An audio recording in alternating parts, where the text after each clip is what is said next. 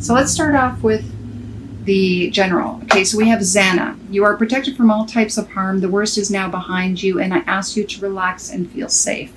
So presently, I want to say that perhaps you've been going through a lot right now, a lot of obstacles and challenges in your life, and you haven't felt, that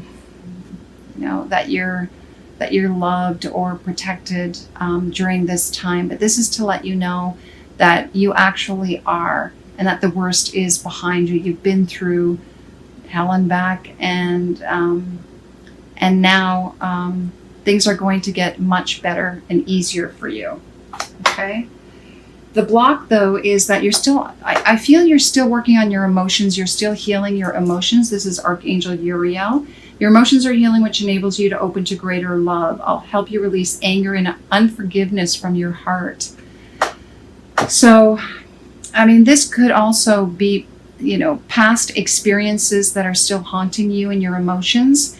And this is the block right now. Now, the advice is Ray. So yoga and meditation are the way to, and allowing source to enter your body. So allowing it to heal those emotions and release and detox so that you can open your heart again to something, to a new experience, and know that you're safe and that things will actually be better than they have been in the past. Okay. Now the fourth card, so this is the final outcome, is Caressa. Caressa talks about the end of a cycle. So I feel like that's what's happening, is you're coming to an end of a cycle for whatever that cycle was for you to learn. You're coming to the end of it, and things will get better. A brighter future is coming, but you really need to take that time out and meditate and release those emotions to move forward. And I did get some clarification on Caressa, and it says, Maya, schooling, study, and education help your life's purpose. So, I feel for this too. It could be that you're going to school, but I feel like this cycle was all about you learning some sort of lesson to guide you moving forward, so that you can release, so that you don't have to deal with these obstacles and challenges anymore. You've been through the ringer, you've learned the spiritual value of it, and you're moving to another level. So you're graduating. Okay. Now in love, I have, in the present situation, releasing your ex. So for those of you who have recently just broken up, this is the present situation. So it may have happened this October. It may have happened a month ago, 2 months ago, could have been a year ago. So all this is saying is that you're learning to really let go of that experience. Okay. The block, though, is keep an open mind. Your soulmate may differ from your usual type. So this is something to keep in mind, that moving forward, to be open and to new experiences in love that perhaps you haven't experienced before. So maybe getting rid of old ways that you have been engaging in relationships and learning from that and switching that. Okay. And focusing on, so this is unrequited love, but this is your advice. So I feel for you, it's more about, really understanding why love wasn't present in past relationships. Maybe it was you who wasn't in love with the other person, or vice versa. And this is advice is to really examine what was happening. So what was the lesson that you had to learn in order to, in the relationship dynamic, so that you can have a more loving relationship instead of it ending in unrequited love. Okay. And to clarify that, I got a separation, a time apart from each other. So for you, that could also mean too that, not spending so much time with them.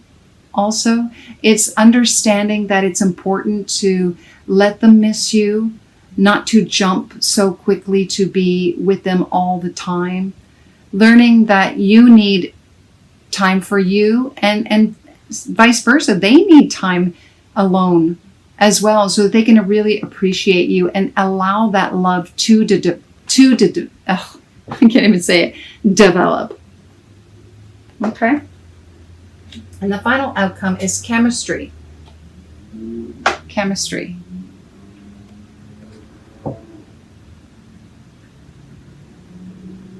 I feel like there's more to it than just chemistry, though. I feel like, it's important to have chemistry between two people, but I feel like it's learning, that I think this was the lesson, is learning there's more to a relationship than just the chemical, the chemistry, because that could just be passion and end up in a sexual relationship, right? Yeah, see, that's pay attention to the red flag. Know the difference. You may be chemically attracted to someone magnetically, like they're so irresistible, right? Maybe that's the lesson. They're so irresistible, but what's behind that? Maybe that's the red flag for you. Learning to see more into the relationship. Maybe that's what this person is just interested in. And understanding and recognizing that for what it is, so that you can have a deeper bond. All right, let's take a look now at career. Now, in the present situation, money is the issue. Now, for some of you, it might be that money is, your career is doing well and you're making quite a lot. The fruits of your labor, that's harvest time. You're enjoying the rewards of all your hard work. For others of you, you're wanting to know what you can do to bring in more money, more abundance into your career. Now, the block is freedom. So I feel like maybe you feel a little stuck in your career, that you don't have the freedom that you want. Perhaps you're in a 9-to-5 job that doesn't allow you flexibility, or you have a boss who is micromanaging you, and you would prefer to have more freedom in your career. And this might be an option. Maybe this is something that you haven't thought about. Writing. Maybe you're meant to be an author. Maybe this is where your abundance will come in. And it looks like you're being divinely guided to write. And that is definitely the advice. So look into something like this. And this won't be for all of you, but definitely for some. For others, it might just mean that you have more paperwork on your plate coming up this month. Okay? Final outcome is teaching. So this doesn't necessarily mean that you have to be teaching young kids. But it could be that you're writing for kids, or what you're writing will teach others. So it could be a self-help book. Or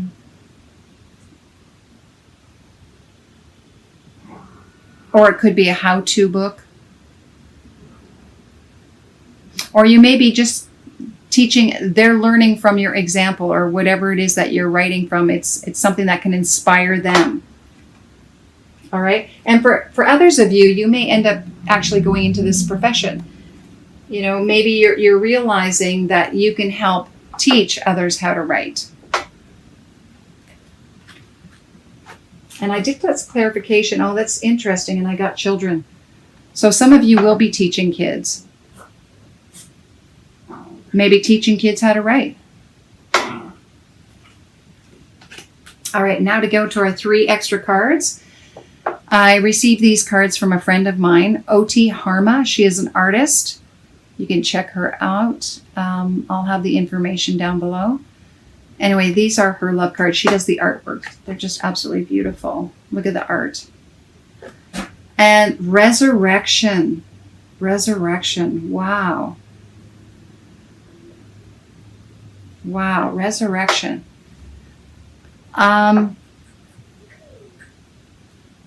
I feel like for you, it's, when I think of resurrection, it's bringing back something.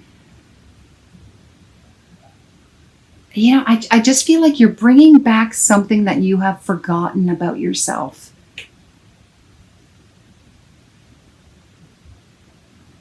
You know, maybe it is the writing. Maybe it's the teaching. Maybe it's even working in finance, working with kids. Any form of self-expression, there is some gift that you have bubbling up that you have forgotten, and you're bringing it back, which could end up being, you know, the resurrection of who you really are. This is beautiful. Your spiritual path, oh my gosh, breakthrough. I've had so many breakthroughs already coming through. You are going to have some sort of epiphany this month, or a breakthrough in your love life or your career.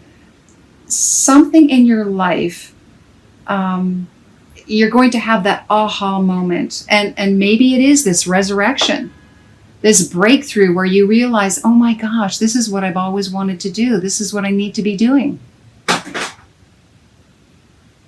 And I'm ready to show the world this part of me. Beautiful breakthrough. And final outcome is lizard. A lizard. Huh. Well, when I think of a lizard, yeah, I'll just show you the card here. Lizard.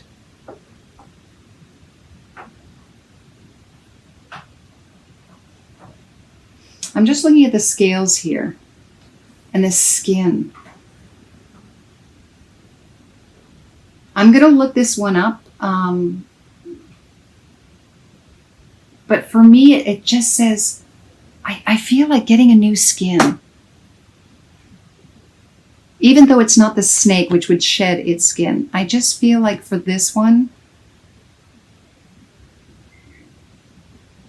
because the skin is being shown here, it really is about learning how to be more comfortable in your skin, but in something that you had forgotten. It's not that you were feeling uncomfortable, but you've been through so much that I feel like you would have shed something that just wasn't fitting right. And yeah, you're bringing that back. But let me look this up just to get some more clarification, because nothing else is popping up. So let's see if it can shed more light. All right, so lizard is fire element. Lizard, instinctual, sensitive to the subtle, dreamer. So